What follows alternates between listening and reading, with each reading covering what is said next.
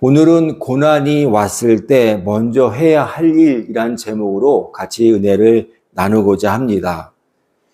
말을 많이 하게 되면 아무래도 말실수를 하게 되어 있습니다. 그래서 되도록 말을 줄이고 필요한 말만 잘해도 지혜롭다는 말을 들을 수가 있습니다. 그래서 듣기는 속히 하고 말하기는 더디하라는 말은 우리의 일상생활 속에서도 참 좋은 기준이 되는 말씀이 됩니다.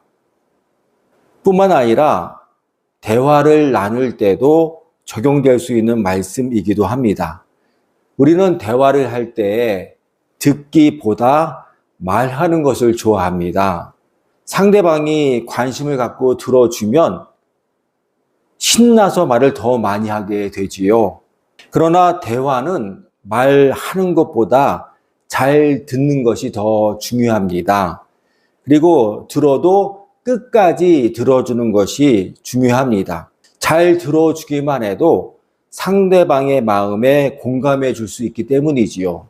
또한 잘 들어주기만 해도 상대방의 마음을 치유해 주기도 합니다. 그래서 우리는 잘 들어줄 필요가 있어요. 말을 많이 하는 것보다 잘 들어주는 사람이 되어야 하는 것입니다. 그러나 오늘 본문의 말씀은 단지 살아가는 데 있어서 단순한 처세에 관한 이야기가 아닙니다. 오늘 본문의 말씀은 삶의 시험과 고난 가운데 있는 성도들에게 고난을 어떻게 극복해야 하는지를 알려주는 말씀이기 때문이지요. 당시 예루살렘에 살던 그리스도인들은 예루살렘을 떠나 여러 지역에서 어려움을 겪으면서 살고 있었습니다. 로마 시대의 피지배국으로 살아야 했기에 로마 사회의 압박, 경제적인 어려움, 사회적 차별 속에서 살 수밖에 없었습니다. 그러한 외부의 고난이 계속되다 보니까 내부의 갈등까지 점점 생겨나게 되었습니다. 그러한 시험과 고난 가운데 있는 이스라엘 백성들에게, 그리스도인들에게 말씀으로 위로하고 권면하는 편지가 바로 야고보서가 되는 것입니다. 오늘 우리도 때로 여러 가지 어려움과 시련 가운데 있을 수 있습니다. 그러한 성도에게 주시는 말씀이 오늘 본문의 말씀이 됩니다. 오늘 우리에게 주시는 은혜를 같이 나누겠습니다. 첫 번째로, 고난을 만나면 불평을 멈추고 먼저 말씀을 들어야 한다는 거예요. 오늘 본 말씀 19절, 20절이에요. 내 사랑하는 형제들아, 너희가 알지니 사람마다 듣기는 속히 하고 말하기는 더디하며 성내기도 더디하라. 사람이 성내는 것이 하나님의 의를 이루지 못함이라. 고난을 만나면 사랑하는 형제들아, 듣기는 속히 하고 말하기는 더디하며 성내기도 더디하라 라는 말씀이에요. 우리가 살다 보면 원하지 않게 여러 가지 어려움과 고난을 만날 수 있습니다. 어려움과 고난이 내가 감당할 수 있는 수준에서는 그렇게 큰 문제가 되지 않아요. 그러나 내 힘과 노력으로 감당할 수 없는 어려움과 고난을 만나게 되면 그것이 문제가 되는 것입니다. 처음에는 내 힘과 의지로 감당해 보려고 노력합니다. 그러나 고난이 너무 크면, 감당할 수 없으면, 내 힘으로 부족하다 느끼면 마치 커다란 벽이, 산이 내 앞에 있는 것 같이 느껴지면 그때는 그냥 주저앉아 버리고 말게 되는 것이죠. 그러면 우리도 모르는 사이에 우리의 감정과 불평을 쏟아내게 되어 있다는 것입니다.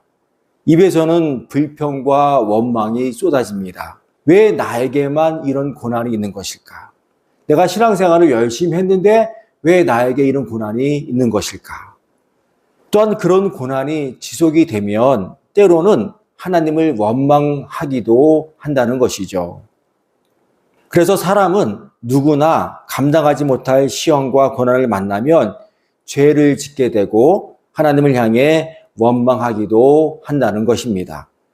고난당하는 성도들에게 성경이 말씀하시는 것이 바로 19절이에요.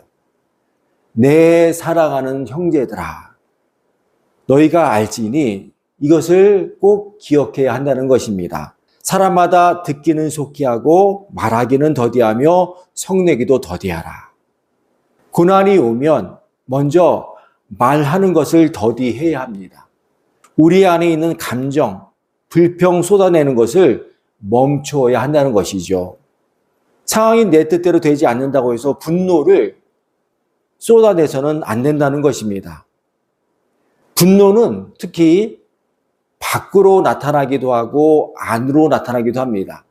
내 안에 있는 분노가 밖으로 나타나면 내 주변의 사람들을 힘들게 합니다. 그런데 때로는 이 분노가 안으로 나타날 때가 있다는 것이죠. 소극적인 사람, 내향적인 사람, 자존심이 약한 사람들은 분노를 밖으로 쏟아내지 못할 때가 있습니다. 그럴 때는 안으로 나타나는데, 안으로 나타나게 되면 자기를 학대하는 방식으로 부정적인 생각에 갇혀버리거나 또 자책하는 방식으로 나타난다는 것이죠. 이 분노를 표출하지 못하면 감당할 수 없기 때문에 이 분노는 밖으로든 또 안으로든 나타나게 되어 있다는 거예요. 그래서 분노를 하게 되면 먼저 자신의 마음이 황폐해져요. 그리고 분노하게 되면 다른 사람의 마음에 상처를 주기도 한 것이죠. 그리고 분노하면 하나님이 기뻐하지 않으십니다. 그래서 우리가 분노 가운데 살다 보면 외로워지고 공동체를 병들게 하고 또 내 영혼이 침체되게 되어 있다는 것입니다.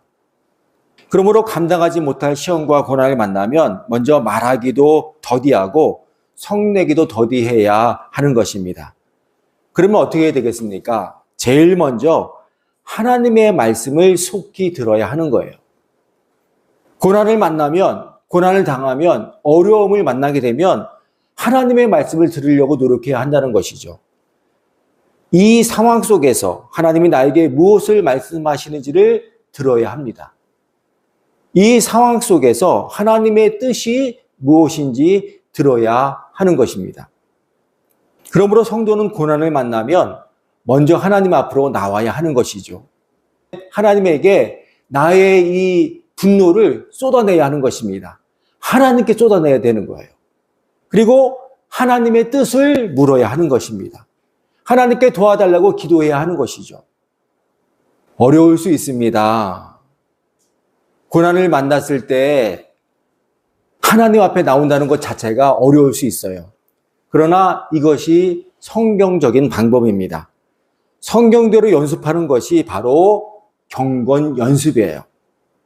그리고 하나님 백성다운 경건 훈련인 줄로 믿습니다. 두 번째로 묵은 땅을 기경하고 말씀을 온유함으로 받아야 합니다. 21절이에요.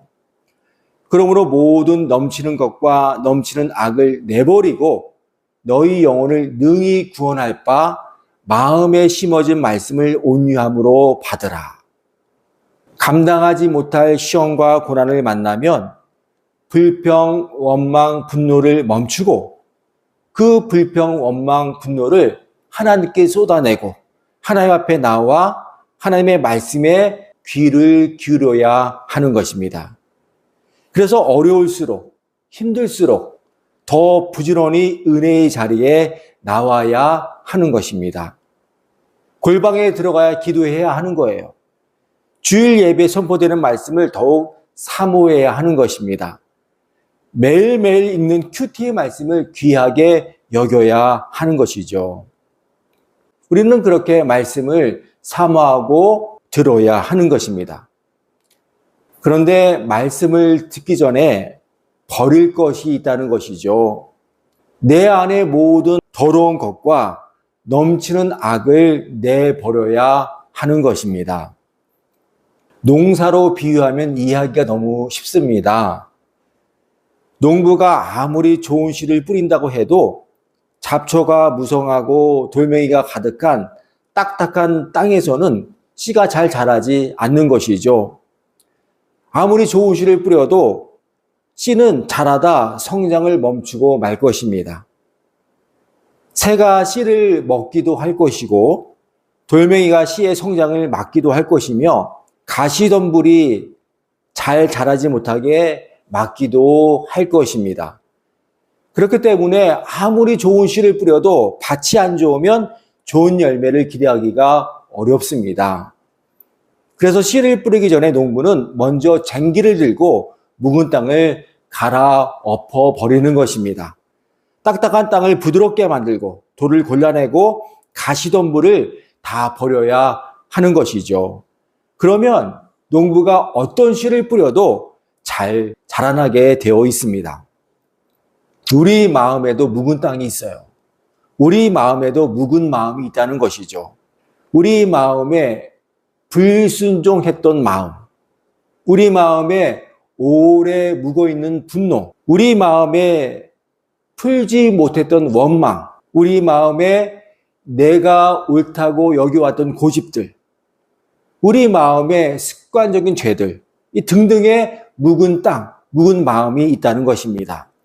그래서 우리는 먼저 마음의 묵은 땅, 묵은 마음을 갈아엎어야 하는 것입니다.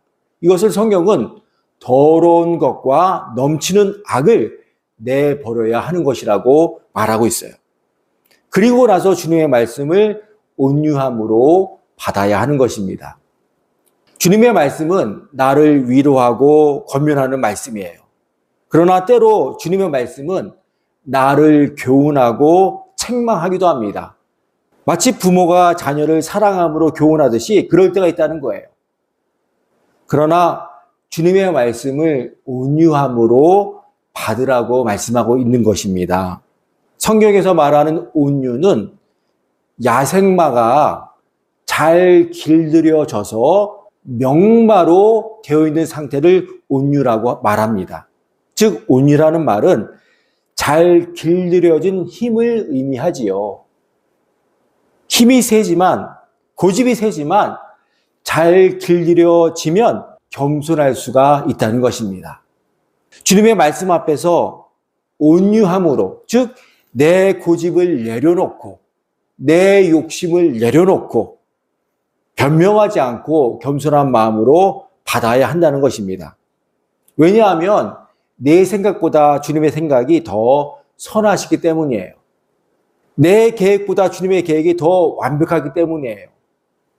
그런데 주님의 말씀을 온유함으로 받는 것이 생각보다 쉽지 않은 것이 사실입니다. 주님이 아무리 좋은 말씀을 해도 내 마음과 부딪힐 때가 많이 있다는 것이죠. 그래서 이 일은, 온유함으로 말씀을 받는 일은 우리 힘만으로는 불가능합니다. 마음은 원하지만 육신이 약하기 때문이지요. 주님이 도와주셔야 가능한 것입니다. 그래서 우리는 주님께 도와달라고 기도해야 하는 것이죠. 주님, 내 마음의 묵은 땅을 갈아엎어 주시옵소서. 주님, 내 안에 있는 불순종, 내 안에 있는 분노, 억울함, 원망, 고집, 습관적인 죄 등을 다 버릴 수 있도록 도와주시옵소서. 주님, 나를 불쌍히 여겨주셔서 불순종, 분노, 억울함, 원망, 고집, 습관적인 죄들을 떠올려 주셔서 깨닫게 해주셔서 회개할 수 있는 용기를 주시고 회개할 수 있는 은혜를 주셔서 돌이켜 주님의 말씀을 온유함으로 받을 수 있게 도와주시옵소서라고 기도해야 하는 것입니다. 주님이 우리의 기도를 들어주실 줄로 믿습니다. 세 번째로 소망 가운데 말씀대로 살아가야 하는 것이죠. 오늘 본 말씀 25절입니다. 자유롭게 하는 온전한 율법을 들여다보고 있는 자는 듣고 잊어버린 자가 아니요 실천하는 자니 이 사람은 그 행하는 일에 복을 받으리라. 말씀을 듣는 것만으로 끝나면 안 되지요. 말씀을 받는 것만으로 멈추면 안 됩니다. 감동을 받는 것으로 끝나면 안 된다는 말이에요. 말씀을 듣고 온유한 마음으로 받았으면 이제는 말씀대로 살아가야 한다는 것입니다. 우리는 하나님의 은혜 가운데 깨달음을 얻기도 하고 위로를 받기도 하며 결단의 마음을 받기도 합니다. 마음의 감동을 받은 것이죠. 그런데 감동을 받았지만 이것을 실천하는 것이 어렵습니다. 그 상태로 멈춰버릴 때가 많다는 것이죠. 23절, 24절 말씀이에요. 누구든지 말씀을 듣고 행하지 아니하면 그는 거울로 자기의 생긴 얼굴을 보는 사람과 같아서 제 자신을 보고 가서 그 마음이 어떠했는지를 곧 잊어버리거니와. 말씀을 듣고 행하지 않는 사람을 거울을 보고 곧 잊어버리는 사람으로 비유하고 있습니다. 이 말의 의미는 이런 것이죠. 거울을 봅니다. 거울을 봤더니 내 얼굴에 여기 뭐가 묻어있는 것이에요. 거울을 봤더니 내 머리가 헝클어져 있는 것입니다. 그래서 잘 봤어요. 내 얼굴에 뭐가 묻었네? 머리가 헝클어졌네? 하고 돌아서서는 자기의 모습을 잊어버린 사람과 같다는 것입니다. 말씀대로 살아간다는 것은 생명의 말씀을 의지하며 살아가는 것을 말합니다. 그리고 생명의 말씀을 실천하며 살아가는 것을 의미합니다. 말씀대로 살지 못하는 여러 마음들이 있을 수 있어요. 말씀대로 살면 손해를 볼 것 같아요. 말씀대로 살면 실패를 할 것 같습니다. 억울한 일을 당했으면서도 성내지 않고 분노하지 않으면 나만 바보가 되는 것 같아요. 이러한 두려움과 세상의 법칙 때문에 우리는 세상과 타협하기도 하고 말씀대로 살지 못하고 그냥 그 자리에 머물 때가 많이 있다는 것이죠. 또 때로는 게으름과 무기력이 원인이 될 수도 있다는 것입니다. 하나님의 말씀은 알았어요. 근데 내 상황을 보니 전혀 가망성이 없는 것이죠. 그러니까 그냥 무기력하게 있는 거예요. 그래서 말씀대로 사는 삶은 사실 내 의지만으로는 불가능합니다. 주님이 은혜를 주어야 가능한 일이에요. 그런데 우리에게는 희망이 있습니다. 예수님이 십자가에서 우리의 더러운 것과 넘치는 악을 예수님이 이미 다 담당하셨다는 사실입니다. 그러므로 우리는 여건과 상황이 힘들고 어려울지라도 말씀이 너무 높은 목표로 보일지라도 우리는 주저하지 않습니다. 절망하지 않습니다. 낙심하지 않습니다. 왜냐하면 우리 주님으로 인하여 다시 일어설 수 있기 때문이에요. 성도는 넘어질 수 있습니다. 성도는 노력해도 안 될 때가 있어요. 그러나 멸망은 없는 거예요. 다시 예수님 바라보고 말씀 붙들고 일어나기를 예수님의 이름으로 축원합니다. 사랑하는 성도 여러분, 오늘 말씀은 고난을 만났을 때 어떻게 영적으로 승리할 수 있는지를 알려주는 매우 보배로운 말씀입니다. 우리는 고난을 당하면 당황하지요. 왜 나에게 이런 일이 생겼지? 다른 사람은 안 그런데 왜 나에게만 이런 일이 있는 것이지? 그리고 그 문제에 집중하게 됩니다. 그리고 해결을 하다 안 되면 주저앉고 낙심하고 포기하게 됩니다. 불평하고 원망하고 어느 순간 무기력한 상태로 침체되어 있게 된다는 것이죠.